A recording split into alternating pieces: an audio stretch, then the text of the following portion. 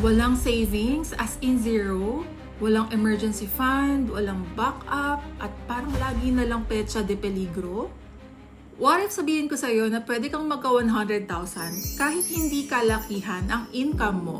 Hindi ito get rich quick ha, at hindi rin ito yung typical na magtipid ka lang na advice. This is a realistic 0 to 100,000 pesos glow up series na pang-Pilipino. May bills, mayroong pamilya, at higit sa lahat, may cravings. Day 1 starts now. But before that, bago tayo mangarap ng 100,000 pesos, real talk muna tayo. Kung ang sweldo mo ay nasa 15,000 pesos per month, this might take 1 to 2 years. Kung 25,000 pesos naman, around 8 to 12 months. At kung 50,000 pesos a month naman, possible mga 4 to 6 months. Yes, iba-iba tayo ng timeline, pero okay lang yon. Ang goal natin dito, progress, hindi pressure. So, saan nga ba napupunta yung pera mo? Akala mo wala kang ipon dahil kulang yung sweldo mo. Actually, hindi lang yun eh. For example, 20,000 pesos ang sahod mo kada buwan. Sabihin na natin 5,000 para sa renta ng bahay, pagkain at groceries, 6,000 pesos, pamasahe 2,000 pesos, nagbibigay ka sa pamilya mo ng 3,000 pesos, yung mga extra mong gastos, 3,000 pesos. At para naman sa savings, zero.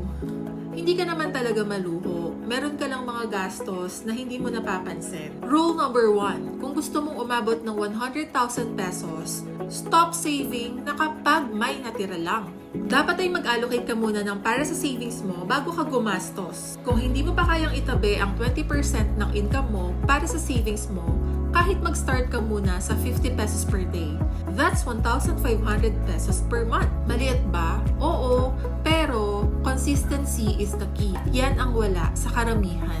Rule number 2, mag-increase ka rin ng income mo. Medyo harsh to ha, pero kailangan mong marinig. Hindi ka yayaman sa kakatipid mo lang. Kung 20,000 ang sweldo mo, may limit talaga. So, habang nagtitipid ka, kailangan ay dagdagan mo rin ang income mo. Side hustle, freelance, skill upgrade. I-go mo na yan. Finally, be aware. Balikan mo yung mga past spending habits mo. Bakit nga ba hindi ka makaipon dati? Deserve ko to moments, bigla ang utang, walang tracking, lifestyle inflation. Hindi ito about sa pagiging perfect. Tungkol ito sa pagiging aware.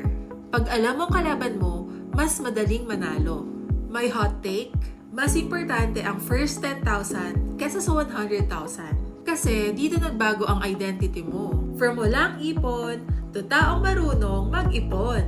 At yan ang hindi na mawawala sa'yo.